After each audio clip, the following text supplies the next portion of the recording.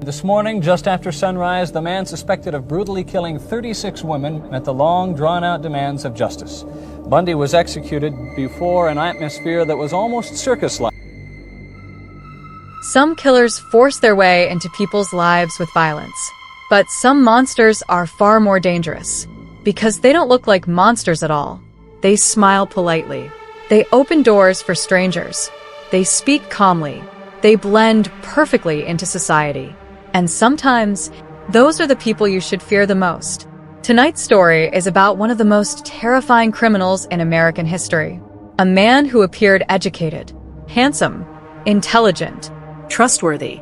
A man who fooled police officers, reporters, girlfriends, and entire communities. But behind that calm smile lived a predator who turned fear into a weapon. This is the chilling story of Ted Bundy. A man whose crimes shocked America and changed the way criminal investigators understood serial killers forever. But before we begin, stay till the very end of this video because there's an important message waiting for you. Something that could genuinely help keep you safe in dangerous situations. And if you enjoy realistic horror and true crime storytelling, subscribe to the channel, press the bell icon, and like this video because every single day we upload stories that stay in your mind long after midnight. Now turn off the lights.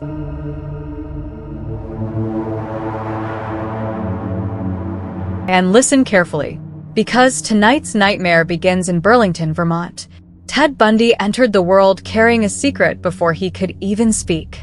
For years, he believed his grandparents were actually his parents, and his mother was introduced to him as his older sister. The truth about his birth remained hidden during his childhood, creating confusion and emotional instability that psychologists later believed deeply affected him.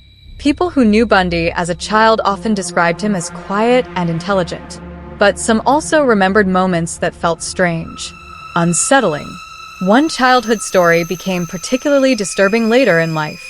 A relative once woke up during the night to find young Ted standing silently beside her bed, surrounded by kitchen knives placed carefully around her while he simply stared and smiled. Nobody imagined at the time what he would eventually become. As Bundy grew older, he became obsessed with appearances. He wanted people to admire him, respect him, trust him, and over time, he became extremely good at pretending to be exactly what others wanted to see. By college age, Bundy looked like the perfect young American man. He studied psychology, worked political campaigns, volunteered for social causes. Women liked him, friends trusted him, professors respected him. But underneath the polished image, something dark was growing quietly, something nobody around him could fully see. In the early 1970s, America was changing rapidly. College campuses expanded, young people traveled freely, and society still felt relatively trusting compared to modern times. Women often hitchhiked. Students walked alone at night. Communities felt safer. Ted Bundy understood this perfectly. He understood human trust, and he knew exactly how to manipulate it. By 1974, strange disappearances began occurring around Washington state. Young women vanished without warning. At first, investigators treated each case separately, but similarities slowly appeared. Most victims were college students. Many had similar hairstyles. Several witnesses described a handsome young man approaching women politely while pretending to need help. Sometimes he wore a fake arm cast. Sometimes he carried books awkwardly. Sometimes he acted injured. "Could you help me load this into my car?" That simple sentence became terrifying later, because witnesses remembered how normal he seemed. Not threatening, not aggressive, just friendly. That false sense of safety became Bundy's greatest weapon. And by the time police realized a predator was hunting women across Washington, Ted Bundy had already learned how to disappear into ordinary life again. July 14th, 1974. The weather around Lake Sammamish State Park was beautiful. Families relaxed under the summer sun, while children played near the water. Teenagers laughed. Music echoed through the park. People felt safe. But hidden among the crowds walked Ted Bundy. Witnesses later remembered him clearly. Tall, handsome, friendly. He introduced himself simply as Ted. He wore a fake cast on his arm and politely asked women for help moving a sailboat near the parking lot. Several women agreed. Most returned safely. 2 never came back. That afternoon, Janice Ott and Denise Naslund disappeared completely. Hundreds of people had unknowingly stood near a serial killer in broad daylight. The case terrified America because it shattered assumptions about danger. People believed predators attacked from dark alleys or isolated streets, not crowded public parks filled with families. Police finally realized they were hunting someone bold, confident, organized, and intelligent. Meanwhile, Ted Bundy continued smiling through everyday life as though nothing had happened. He attended classes, spent time with friends, went on dates. That psychological contradiction horrified investigators later. How could someone commit terrible crimes and then calmly return to normal life?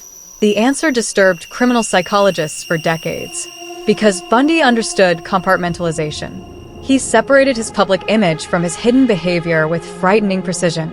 And the more successful he became at fooling people, the more confident he grew. One of the most terrifying things about Ted Bundy wasn't violence. It was normality. Friends later described him as charming and intelligent. Coworkers trusted him.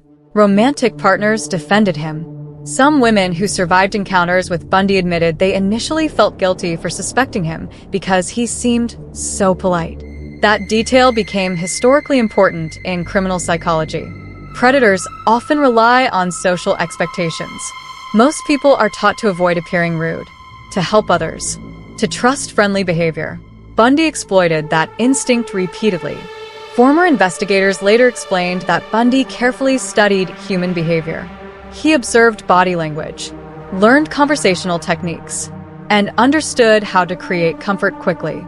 Sometimes he acted vulnerable, sometimes educated, sometimes humorous. He changed personalities depending on the situation. That adaptability made him extremely dangerous, because nobody expects evil to sound friendly.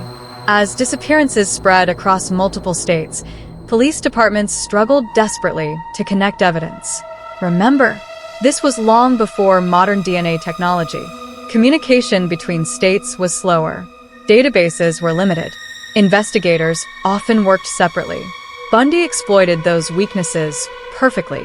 Victims disappeared in Washington, then Oregon, then Utah, then Colorado.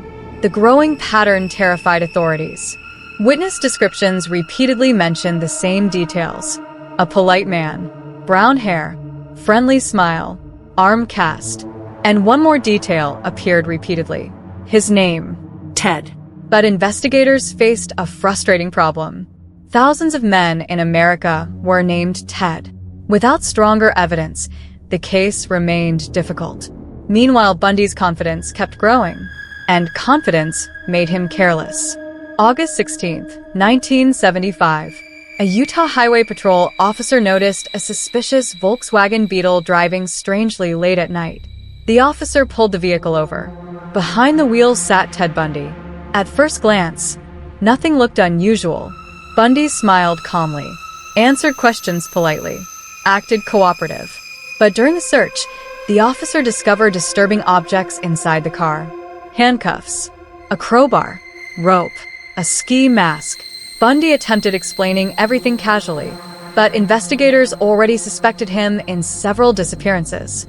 For the first time, police truly focused on him as a serious suspect. Witnesses identified him. Evidence connected him to crimes. And investigators slowly realized they might finally have the predator they'd been hunting. But even during questioning, Bundy remained unervingly calm. He believed he could outsmart everyone around him. Sometimes, it almost worked. Most criminals panic after arrest. Ted Bundy planned.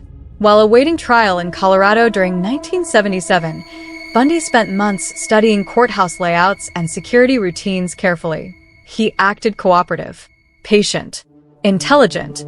Nobody fully understood how dangerous he remained. Then one afternoon, Bundy escaped through a courthouse library window. America exploded with shock. One of the country's most feared suspects had vanished. Police launched massive manhunts. News stations interrupted programming. Communities panicked. But Bundy wasn't finished. After being captured again months later, he escaped a second time. This time, he disappeared completely. Authorities across America searched desperately while Bundy traveled through states unnoticed. That period became one of the darkest moments in the investigation because law enforcement knew something terrifying. Ted Bundy likely wouldn't stop. And sadly, they were right. By the late 1970s, fear spread everywhere. College students traveled in groups. Parents warned daughters constantly. Women became suspicious of strangers asking for help. The image of the friendly injured man became terrifying nationwide. Bundy's crimes changed public behavior permanently. Before these cases, many Americans still viewed serial killers almost like fictional horror concepts. But Bundy made evil feel real. Close. Ordinary. He looked like someone you might pass at a grocery store. And that reality frightened people more than anything else. Investigators later explained that Bundy weaponized social trust itself. He knew people naturally wanted to appear kind and helpful, and he exploited that instinct repeatedly. Years later, criminal profilers studied Bundy extensively because understanding manipulation patterns helps identify dangerous individuals earlier. The lesson became clear. Danger doesn't always appear dangerous. Sometimes it appears charming. When Ted Bundy finally stood trial, millions of Americans watched obsessively. The courtroom became a media spectacle unlike anything seen before. Women wrote him letters. Supporters defended him. Reporters followed every movement. Some people still struggled believing reality. How could someone intelligent and charismatic commit horrifying crimes? That contradiction fascinated the public. Bundy even acted as his own attorney during parts of the trial. He questioned witnesses personally, spoke confidently, and attempted controlling the courtroom atmosphere. Sometimes he smiled directly at cameras. It felt surreal, as though he still believed he could manipulate everyone around him.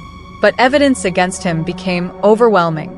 Witness testimony, physical evidence, survivor identifications. Slowly, the charming public mass collapsed. And underneath it, America finally saw the predator investigators had feared for years. Before his execution in 1989, Ted Bundy participated in several interviews discussing violence, criminal behavior, and manipulation. Psychologists studied those interviews intensely afterward. Not because Bundy deserved sympathy, but because understanding dangerous minds helps investigators protect future victims. One FBI profiler later explained something chilling. The most dangerous predators are often the ones nobody suspects. That sentence perfectly described Bundy. He didn't appear frightening. He appeared trustworthy. And that false sense of safety became his greatest weapon. People trusted appearances, trusted politeness, trusted confidence. Bundy understood that deeply, and he used it repeatedly. Even during final interviews, Bundy remained composed, calm, controlled. That emotional detachment disturbed many investigators more than anger would have, because it revealed how completely he separated himself psychologically from the fear he caused others. Ted Bundy's crimes permanently changed American society. People became more cautious. Law enforcement improved communication between states. Criminal profiling evolved rapidly. Most importantly, society learned a difficult truth. Monsters do not always look like monsters. Sometimes evil hides behind intelligence, charm, humor, confidence. That realization terrified millions of people because it shattered assumptions about safety. Before Bundy, many believed dangerous individuals looked obviously threatening. After Bundy, America understood something darker. Real predators often survive by appearing trustworthy. And that lesson remains important even today. Stories like this are terrifying because they reveal how manipulation works in real life. So always remember, trust your instincts. Avoid isolated situations with strangers. Be cautious when someone creates unusual urgency or asks for unexpected help. Share your location with trusted people when traveling alone. And most importantly, never ignore the feeling that something feels wrong. That instinct exists for a reason. Thank you for watching. And remember, Some monsters don't hide behind masks. Sometimes, they hide behind smiles.